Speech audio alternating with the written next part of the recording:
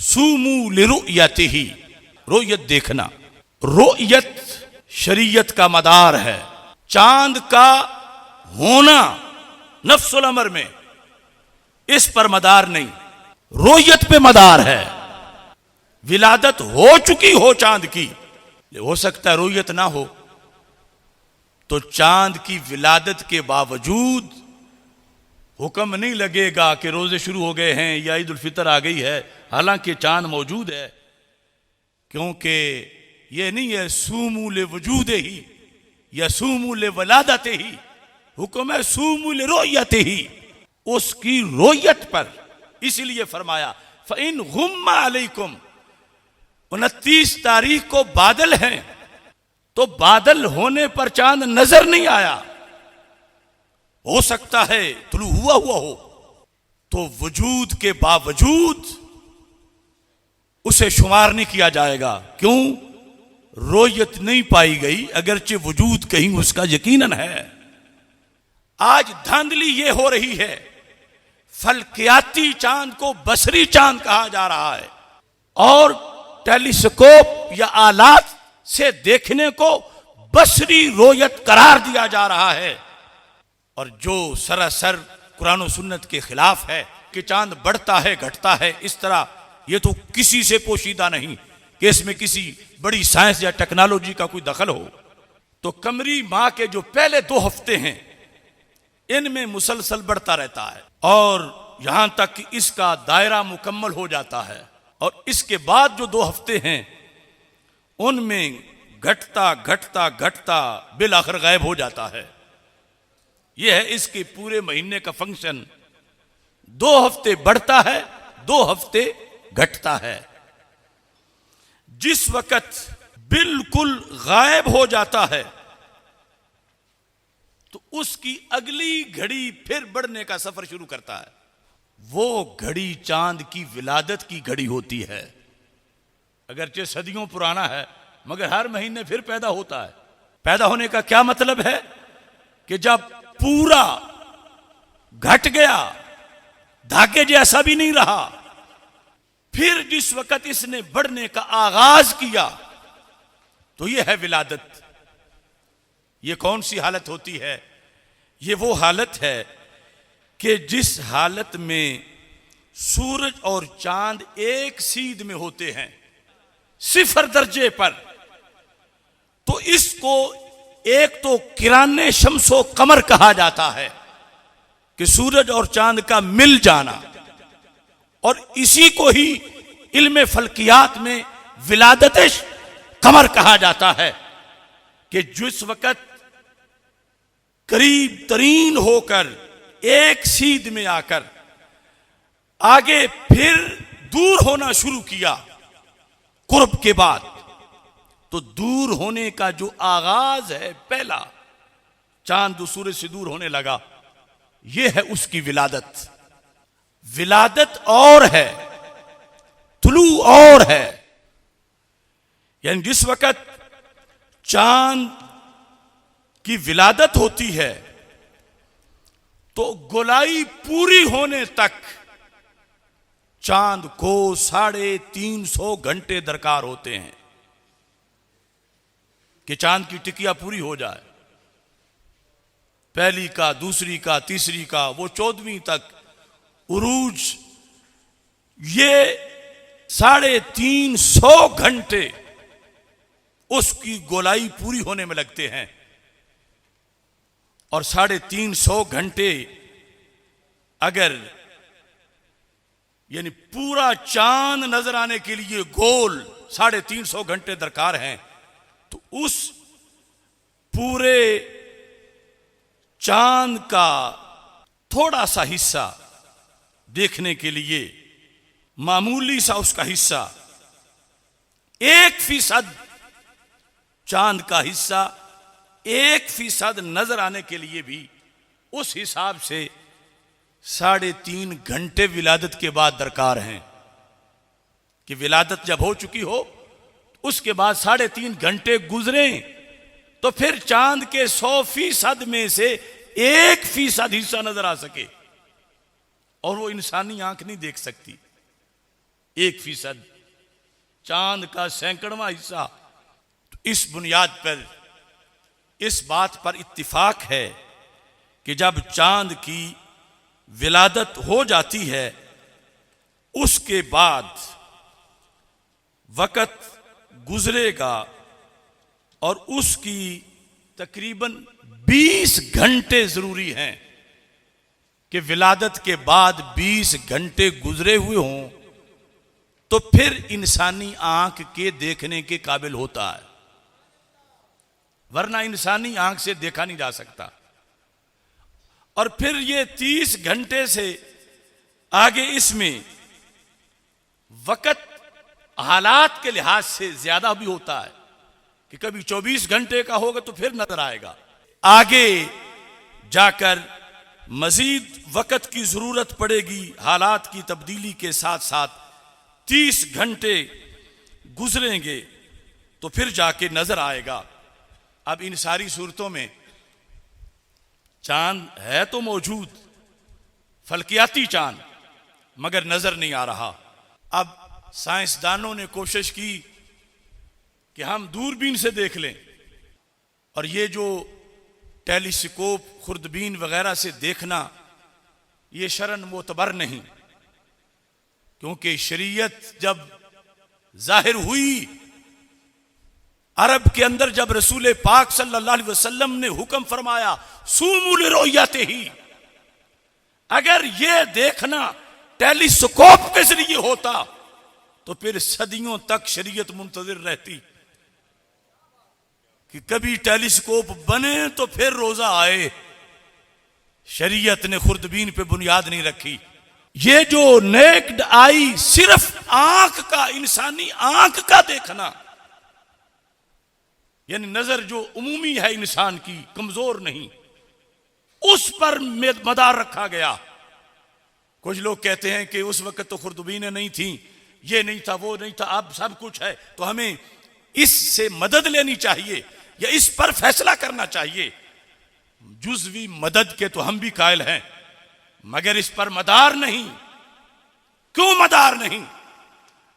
चलो दौरे नबूवत जाहिरी हयात में खुर्दबीनें नहीं थी, ऊंचे पहाड़ तो मौजूद थे, तो रसूल पाक सल्लल्लाहु अलैहि वसल्लम 29 शाबान को फरमा सकते थे किसी साल, सहाबा ऊंचे पहाड़ों पे चढ़ जाओ और देखो कहीं से चांद नजर आता है तो देख के आ जाओ, क्योंकि ये तो वाज़ेह है ना कि ऊंची जगह से निस्बतन अच्छा नजर आ जाता है। या कहते साहले समुंदर पे चले जाओ, चोटियों पे चले जाओ, ऊंची पहाड़ियों पे जाकर चांद देखो। जब मदीना मुनव्वरा में दाएं बाएं ऊंचे पहाड़ होने के बावजूद सतह जमीन पे खड़े होकर चांद देखा जा रहा है, और सूमू लिरुय्यती का हुक्म सरकार दे रहे हैं, तो पता चला नॉर्मल लाइफ के अंदर, नॉर्मल हालात में आंख के जरिए नजर आए, ये रोयत है। और इसके लिए कम अज कम बाद अज विलादत 20 घंटे लाजिम है। ये क्यों ऐसा है कि 20 घंटे लाजिम हैं? अब इन चीजों में हम फल्कियात की बातें तस्लीम करते हैं, वो फुकहा ने भी लिखी कि मसलन जिस वक़्त सूरज और चांद एक सीध में हो जाते हैं 0 दर्जे पर, तो फिर सूरज की रोशनी उस वक़्त जो चांद पे पड़ रही होती है इतनी तेज होती है कि चांद का मजमूई हिस्से में से धागा जितना हिस्सा भी इंसानी आंख देख नहीं सकती। फिर जूं जूं दूर होता जाता है तो फिर वो तेजी किरणों की आहिस्ता होती जाती है, और 20 घंटे गुजर जाने के बाद अगर कैफियत सही हो तो फिर जाकर यह सूरत हाल बनती है कि हर इलाके में नहीं, बाज इलाकों में वहां जाकर वो नजर आ सकता है बारीक सा चांद, और इसमें ये तयशुदानी के जरूर नजर आए। अब यहां पर जंतरी के जरिए, शक्लों के जरिए, नुजूम के जरिए, फल्कियात के जरिए चांद का यह हिसाब तो लगाया जा सकता है कि ये सूरज और चांद एक सीध में कब होंगे, किराने शम्स कब होगा, विलादत कब होगी, मगर विलादत के बाद कोई इल्म ऐसा नहीं कि जो चांद की रोयत की जमानत दे सके। और इसमें छोटा होना, मोटा होना, ऊंचा होना, नीचे होना, किसी चीज का इसमें दखल नहीं। खुद इल्म हैत के लिहाज से भी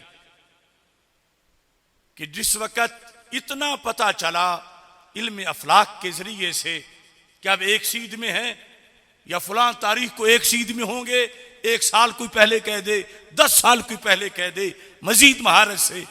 मगर जिस वक्त एक सीध में होने के बाद चांद का नया सफर शुरू होगा, उस वक्त लाहौर की आबो हवा में नमी कितनी होगी, मदीना मुनव्वरा की आबो हवा खुश्क कितनी होगी,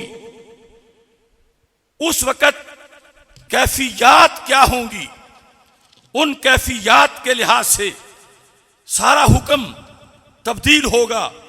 और वो 10 से जायद कैफियत हैं जिनको जो असरअंदाज होती हैं चांद के देखने के लिहाज पर।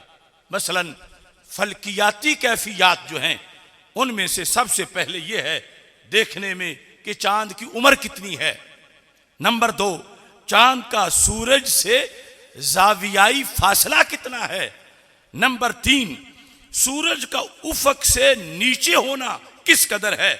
नंबर 4, चांद का इर्तिफा कितना है। नंबर 5, चांद का जमीन से फासला कितना है। ये 5 फल्कियाती कैफियतें हैं। किसी इलाके में हो सकता है फासला थोड़ा हो, किसी में ज्यादा हो, तो फिर कहीं नजर आएगा, कहीं नहीं नजर आएगा। और साथ मकामी कैफियत भी हैं कि मतला की कैफियत क्या है, फिजा मतला के अलावा फिजा की क्या कैफियत है, फिजा शफाफ है या फिजा गैर शफाफ है। फिर मकाम मुशाहिदा का महल्ले वकू क्या है कि जहां चांद देखा जा रहा है वो तूल बलद और अर्ज बलद के लिहाज से उसका महल्ले वकू क्या है। और ऐसे ही ये है कि मकाम मुशाहिदा समुंदर की सतह से कितनी बुलंद है और किस अंदाज की है। ये सारी चीजें जो काउंट की जाए तो 9 बनती हैं। और इनके साथ फिर मौसम गर्म है, सर्द है, फिजा में नमी है, फिजा में खुश्की है। ये सारी चीजें दुनिया की कोई साइंस ना एक दिन पहले बता सकती है, ना एक हफ्ता पहले बता सकती है, ना एक साल पहले बता सकती है। चांद की विलादत का पता चल जाने के बाद भी मदार तो आंख के देखने पर है, और आंख के देखने पर ये चीजें असरअंदाज होती हैं। कहीं नजर आता है, कहीं नजर नहीं आता। तो हुक्म यह है आंख को नजर आ जाए, अगरचे पहले से मौजूद है, तो फिर तुमने रोजा रखना है। और उसमें 2 ऑप्शन है, 29 और 30 का, तीसरा कोई है ही नहीं। और इसके अंदर यह चीज भी है, मसलन आज थी 29 शाबान की और चांद देखना था, और चांद की विलादत जो है वो गुरूब से 4 घंटे पहले हुई। तो अब कैसे नजर आएगा, 20 घंटे के बाद उसने नजर आना है। तो अब अगली मगरब वक्त है, दिन के वक्त देखा गया चांद मोतबर नहीं। ये सहाबा के जमाने के फैसले हैं कि दिन को चांद नजर आया जोहर से पहले या जोहर के बाद। पहले में तो कुछ इख्तिलाफ भी है, लेकिन जोहर के बाद में सबका इत्तिफाक है। मसलन आज 29 तारीख थी, चांद देखना था, नजर नहीं आया, और कल जोहर के बाद नजर आ गया है, तो लोग तो कहेंगे कि ये फिर पहली रात का चढ़ा हुआ है। लेकिन शरीयत कहती है ये दिन का नजर आना मोतबर नहीं, इसका वक्त गुरूब आफताब है। इसको जो मगरब आ रही है उस वक्त यकम शुमार किया जाएगा। अब मोटा और बारीक होना उसका मदार किस पर है, उसका मदार विलादत पर है, उसका मदार सूरज से दूरी पर है और गुरूब से 4 घंटे जो पहले पैदा हुआ, कल के गुरूब तक तो इसकी काफी उम्र हो चुकी होगी, और कल जब ये नजर आएगा तो पहली का होगा, मगर जिसामत में मोटा होगा, क्योंकि वो इतने उम्र, इतने घंटे ले चुका है। और अगर गुरूब आज मसलन 29 थी, गुरूब के बाद 3 घंटे उसकी विलादत हुई और अगले गुरूब तक 21 घंटे पाकर वो देखने के काबिल हुआ, तो बारीक सा नजर आ रहा था। तो हैं दोनों ही पहली के, जो बड़ा मोटा नजर आ रहा है या ये जो छोटा नजर आ रहा है, क्योंकि ये डिपेंड करता है उसकी उम्र पर, और रोयत और उसका पहली या दूसरी का होना, इसका मदार उम्र पर नहीं, इसका मदार रोयत पर है। और रोयत में कभी 21 घंटे का भी नजर आएगा, कभी 22 का नजर आएगा, कभी जो देखने वाली मगरिब है अब तक चांद 26 घंटे का हो चुका होगा, कभी अब तक 30 घंटे का हो चुका होगा। तो 30 का जब हो चुका होगा तो पहली का भी बड़ा मोटा होगा, पहली का भी ऊंचा होगा। तो इस बुनियाद पर यह अवामी सोच है। जिस तरह इस साल जिन्होंने रोजा घपला किया था, कह रहे थे कि चांद मोटा बड़ा है तो फिर पहली का है, हालांकि मोटा होना ना शरीयत में मदार है इसका, ना ही इल्मे हैत और फलाक में मोटा होने पर पहली होने का मदार है।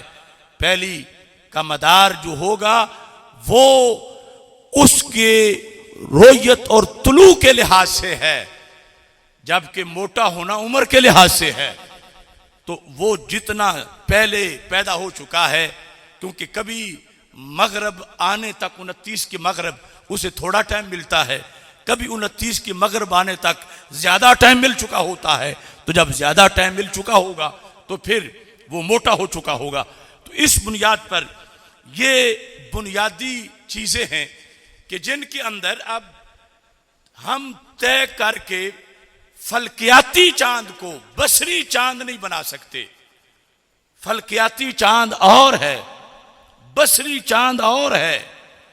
आंख से ना देखा जाए, खुर्दबीन से देखा जाए, अगरचे कोई फ्रॉड भी ना हो। कभी तो मसनूई चांद दिखा दिया जाता है खुर्दबीन से, असली चांद दिखाया जाए, मगर उसकी उम्र अभी तुलूत वाली हुई नहीं है और खुर्दबीन से दिखाया गया है। तो शरीयत कहती है ये देखना रोयत नहीं है, क्योंकि जब दीन आया, जब सरकार सल्लल्लाहु अलैहि वसल्लम ने सूमू लिरुयतिही बोला, सामने जो अरब बैठे थे वो जो रोयत का माना समझ रहे थे, वही मुराद है और क़यामत तक मुराद रहेगा।